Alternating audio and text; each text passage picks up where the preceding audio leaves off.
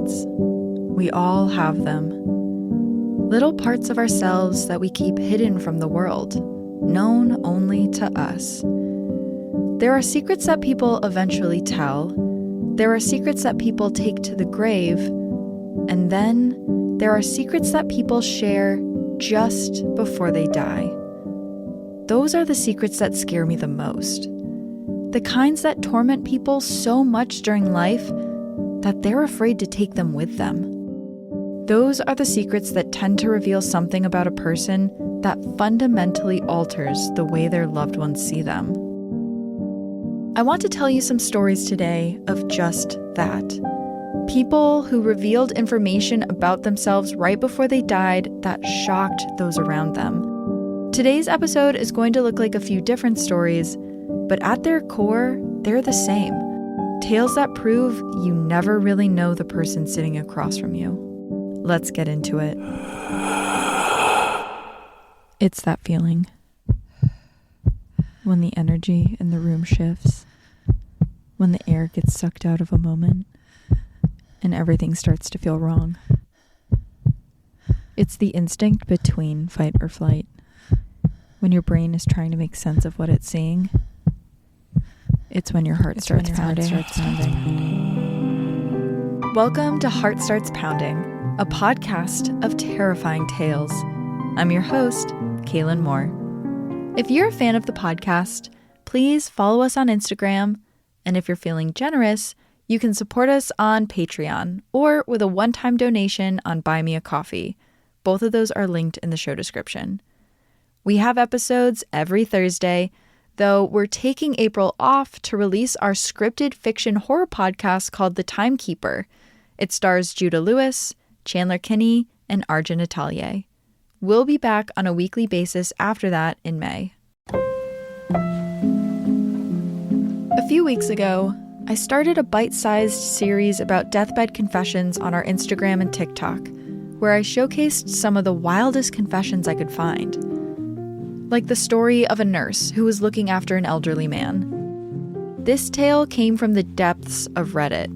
It sat ice cold on an archived thread from years ago, lost in the swelling tide of the internet. The story was that this nurse was caring for a tough and rugged war vet who had softened at the end of his life. He had seen more carnage in Vietnam than anyone should ever see in a lifetime, including the death of his brother, who was killed by an enemy soldier. But, the thread reads, he was ready to confess something about his brother's untimely death. The two were twins, so identical that their friends had a hard time telling them apart, even into their teens. They had requested to serve in the same unit in Vietnam, which, contrary to popular belief, you were actually allowed to do back then. The man confessed to the nurse that while they were in Vietnam, his brother didn't actually die in enemy fire.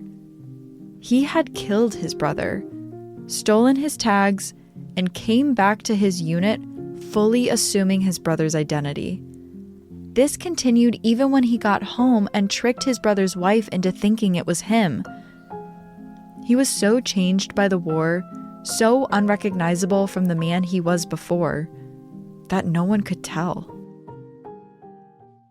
Some of the other stories are heartbreaking and sad, like the woman who was told by her dying mother that not only was she adopted, but her mother had adopted her from China's black adoption market, an underground child trafficking ring that can't guarantee if the child was given up willingly or stolen. But some of the confessions are borderline hysterical, like the tale of the woman and her owls. The woman who posted this story starts off by saying that her grandmother had a home that was completely owl-themed. Think owl salt and pepper shakers, owl-themed towels, more owl figurines than you could ever count in your lifetime. The woman said her grandmother never talked about owls, but everyone knew how much she loved them, so every holiday they gifted her more and more owl-themed home goods.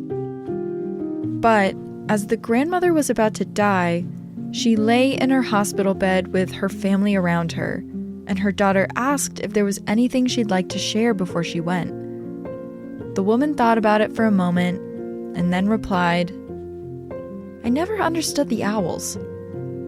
It turns out that she had bought an owl salt and pepper shaker set in the 1960s, and then after that, someone assumed she loved owls and bought her a small figurine. And then after that, someone else came over, saw the owl decor, figured she loved owls, and then bought her another owl-themed thing. This continued for the woman's entire life, but she was too polite to ever say anything about it. These were gifts, after all. You accepted them and you said thank you. It was only on her deathbed that she could finally confess that she really did not care about owls at all. I love that story because I could see myself also accepting one too many owl-themed presents and then realizing it was way too late to ever say anything. In my research, I also came across a story that was too long to share in a bite-sized moment.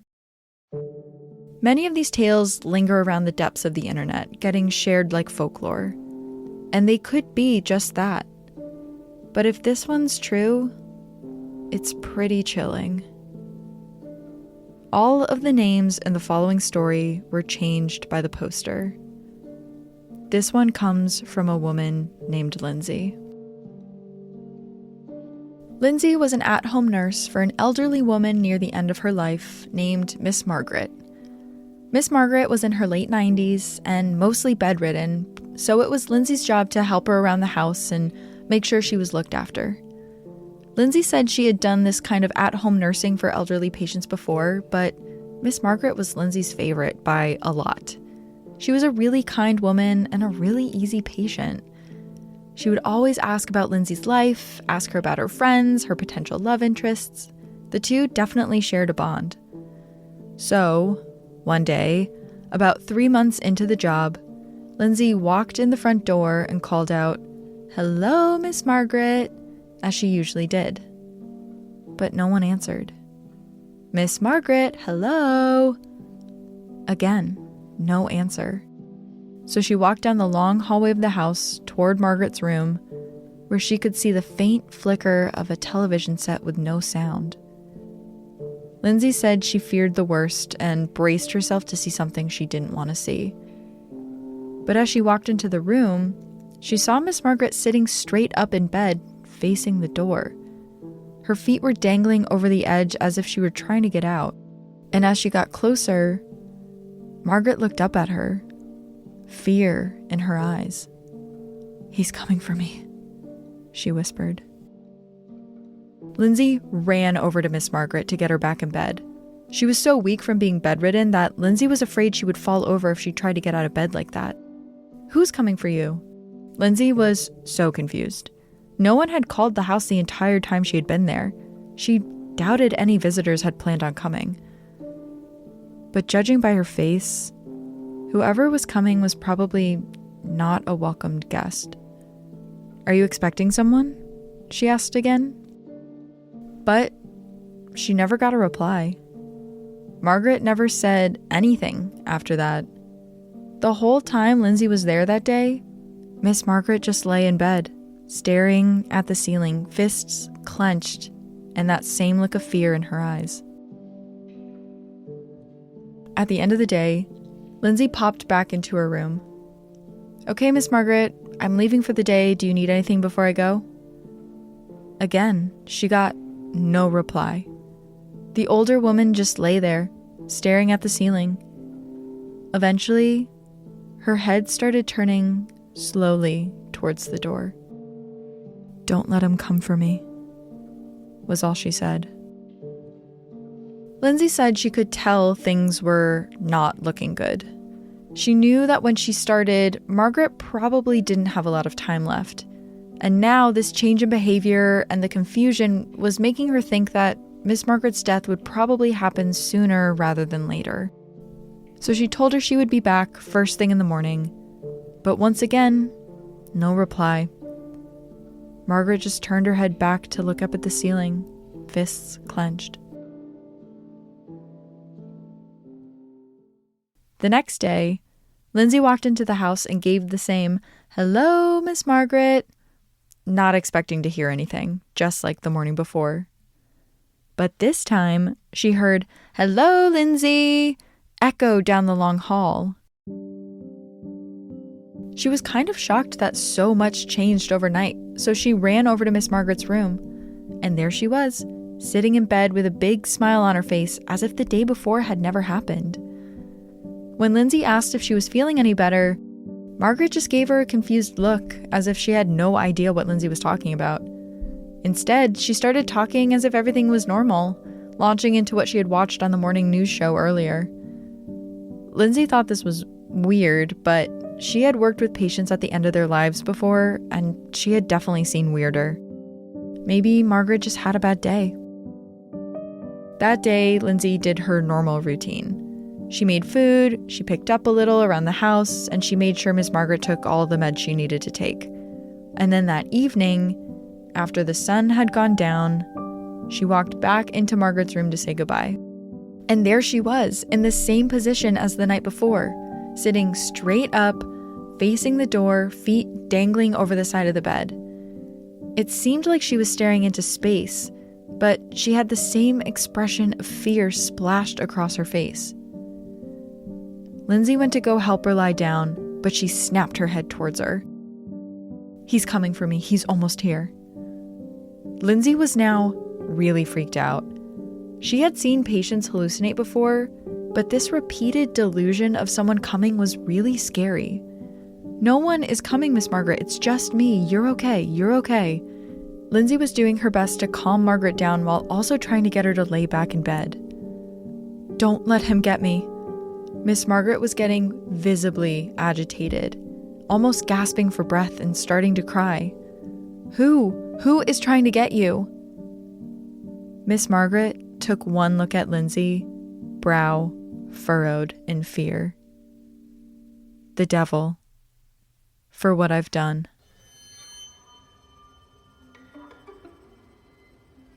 Miss Margaret had something she needed to confess. She proceeded to tell Lindsay the following story.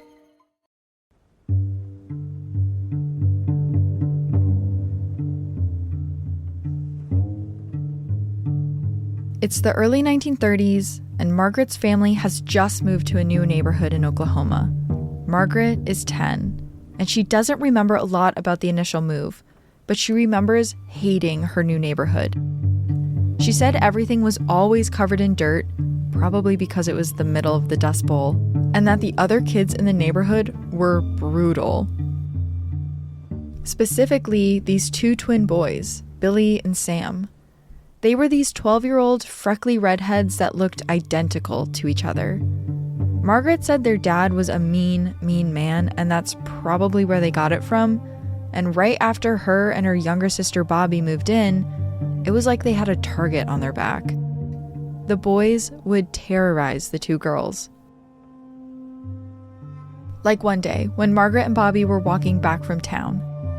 Their parents had sent them to get some flour and sugar, and as they're walking back home, they're being so careful to not cross paths with the boys. They were cutting through a neighbor's backyard and could see their house at the end of the street, when all of a sudden Bill jumps out of nowhere in front of the two girls. So Margaret quickly grabs Bobby's hand and turns around, but Sam is right there behind the girls. So now they're caught in a pickle between the two boys. Sam snatches the flour right out of Bobby's hands, which causes Margaret to lunge at him, but Bill grabs her. Sam proceeds to open the flour and dump it all over Bobby's head. Margaret is screaming, but Bill pushes her down on the ground and is holding her face to the dirt. Sam then takes the milk right out of Margaret's hand and dumps that all over Bobby as well. Margaret said she felt something happen in her. She could feel a darkness swell up inside her that she had never felt before. She said she didn't sleep at all that night. She just lay awake, staring at the ceiling, clenching her fists. But get this, Margaret tells Lindsay that she had overheard something a few weeks prior. And Lindsay writes that at this point, Margaret's eyes got really dark and she had this faraway stare. So Margaret's at a church bake sale a month or so ago when she overhears Bill and Sam's mom talking to one of the bakers, asking if there were nuts in one of the cakes. Apparently, Sam had a strange reaction to peanuts as a baby, and she wanted to avoid them altogether. The next week, when Margaret's father sends her to the store again, she picked up 2 extra items: taffy and peanuts. This time, instead of trying to avoid the boys, she walked straight down the street home. And when the boys eventually came up to her and wanted to steal the candy, she didn't put up a fight. Margaret had pushed a peanut into each piece of taffy, and she watched as the boys ate them. Margaret said she ran away before she saw anything, but a neighbor discovered the boys' bodies in their front yard about an hour later. They had both gone into severe anaphylaxis and died on the way back to their home. According to Margaret, everyone figured they had accidentally ate nuts. If you had a severe allergy back then, sometimes you just died. People didn't really look into it. Margaret had held onto this secret her entire life, never telling anyone, not Bobby, not even her late husband. She said she had to tell someone before she died because if the devil got her, she wouldn't see Bobby in heaven. Margaret passed away a few days after she told Lindsay this story. Lindsay said that she didn't know if the devil came to collect Margaret, but her death was pretty peaceful.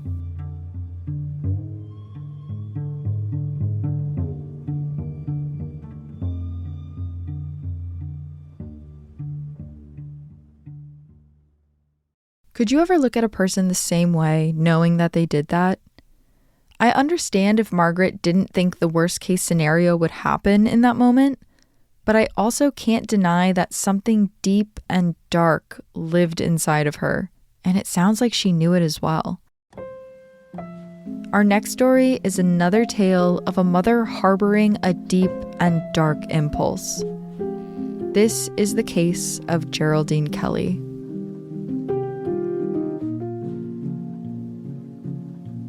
In September of 2004, Geraldine Kelly was 54 years old, and she was dying of breast cancer. She lay in her home in Massachusetts with her daughter Sherry Ann by her side. Sherry Ann had been estranged from Geraldine since she was a teenager, but now, in the last few moments of Geraldine's life, she wanted to be near. The two talked more than they had in the past 20 years combined, but Geraldine's daughter didn't know that Geraldine was working up the courage to say something that would reveal a secret about their family that only Geraldine knew. The last time Geraldine and Sherry Ann spoke, it was so Geraldine could let her know that her father, Geraldine's husband John, had died. Sherry Ann asked questions and wanted to know more, but Geraldine was incredibly vague about the details of John's death. He died in a motor vehicle accident in Nevada and was buried there. And that was that. No obituary, no funeral, nowhere to send flowers. But now, Geraldine seemed to have more information. John didn't die in a motor vehicle accident. No. The only person who knew where John was the person that killed him. And Geraldine was ready to come clean. Let's start from the beginning. Geraldine Kelly was born in a tough neighborhood in Somerville, Massachusetts in 1950. And she was a tough person as a result. At just 5'2", her height wasn't ever going to intimidate anyone, so she made sure her appearance did. She was all tatted up and kept unfriendly pets like vicious, untrained dogs and boa constrictors. Her friends said that sometimes she would be seen with a 6-foot snake draped around her neck. But Jerry had a soft spot for John, her high school sweetheart. They met as teenagers and they just got each other. Being raised in the same small town, you feel a certain sort of kinship to those who are raised the same as you. John also had a dark side to himself, just like Jerry. And while their hot, fiery nature brought them closer, it also brought out the worst in each other at times. This was not helped by John's drinking. It started when he was young, around the time his mother passed away, which was also about the time he dropped out of high school. And the thing about John's drinking was when he drank, he got mad. And when he got mad, he got violent. Usually, it was with other boys, like the time he almost knocked his best friend Tom out. Tom described John as Jekyll and Hyde when he drank, though he didn't see that when John was with Jerry. There was something about Jerry that could just keep John in his place. But other times, it turned deadly. Like in 1981, when Geraldine and John were at a family wedding in their hometown of Somerville, Massachusetts. It was a small ceremony hosted at a housing authority complex for the elderly. Nothing too flashy. Sometime during the reception, John became wildly intoxicated and started getting aggressive. Afterwards, he would admit to remembering flashes of what happened next, but not the whole thing. John began arguing with his brother-in-law, Edward Gordonier, and in the heat of the fight, he punched Edward square in the face. 2 other men entered the altercation, which ended with Edward being so injured that he was rushed to the hospital. He held on for a few weeks in a coma, but eventually succumbed to his injuries and passed away. John insisted he had nothing to do with Edward's death, and family members who witnessed the event were so tight-lipped that the investigation never found anyone guilty. But a few years after the death, John and Geraldine moved to California. Some of his family members believed it was because John got nervous that one day he would be arrested for Edward's murder. While living in California, John and Jerry's fighting intensified, to the point where once their children were in their late teens, they cut off all communication with their parents. So, new location, no friends, no contact with the children. There's not a lot of people that ask a lot of questions when John goes missing in early 1992. Jerry and John had been working together at an inn, and when Jerry goes into work one day, she announces to the staff that John got a job back in Massachusetts and he's left. But then within a few days, it's reported that Jerry's story took a fatal twist. John died in a motor vehicle accident in Nevada on his way to Massachusetts, she told those around her. She also had to leave work early that day because she got a phone call from her storage unit saying that there was a leak that she had to take care of. This is according to a woman that worked with Jerry at the time. That's just the story that's told to the people who work with her at the inn, though. A few other versions of this story pop up. In one, John is in Massachusetts when he was hit by a drunk driver. In another, he was killed outside of a Jack-in-the-Box in Ventura. She didn't tell her children until 5 years after John's disappearance, but she sticks with the story that he was killed in a car accident in Nevada. No one compares notes to find discrepancies in this story, and Jerry gets mad at people for pestering her when they ask to see an obituary. For the next 6 years, Jerry worked at the inn without John. Until 1998, when she decided it was time to move back to Massachusetts. Jerry packed up all of her things, including everything that was residing in a storage unit she had kept. One of these items was a big, unplugged freezer that was taped shut. It was transported 3,000 miles across the country to another storage unit in her hometown. And that's where the freezer sat until 2004, when Jerry was sitting in her hospital room with her daughter. She told her daughter that John had not died in a car accident in Nevada. No. Jerry had shot him during an argument out of self-defense. She then placed his body in a freezer that she kept in her storage unit, and then she gave Sherry Ann the keys. Sherry Ann called the police, who were able to open the storage unit and confirm Jerry's story. They could tell from the tattoos that were still visible 10 years later that the body in the freezer was John. But one thing wasn't consistent with Jerry's story. John had been shot twice in the back of the head. which didn't match up with Jerry's self-defense explanation. But Jerry was already dead at that point, and they would never get the full story.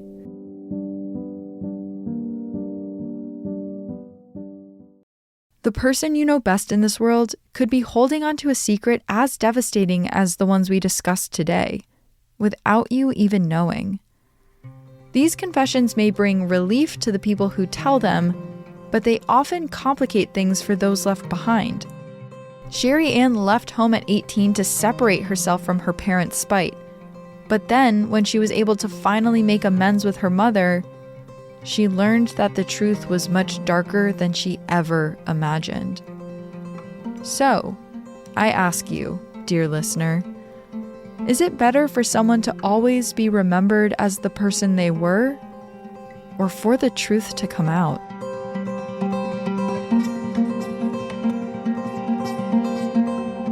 This has been Heart Starts Pounding, written and produced by me, Kaylin Moore. Music by Artlist. Have a heart-pounding story you would like to share on the podcast? Email heartstartspounding@gmail.com. Be sure to rate and review wherever you listen, follow us on Instagram, and support us on Patreon for just $3 a month. Until next time. Woo!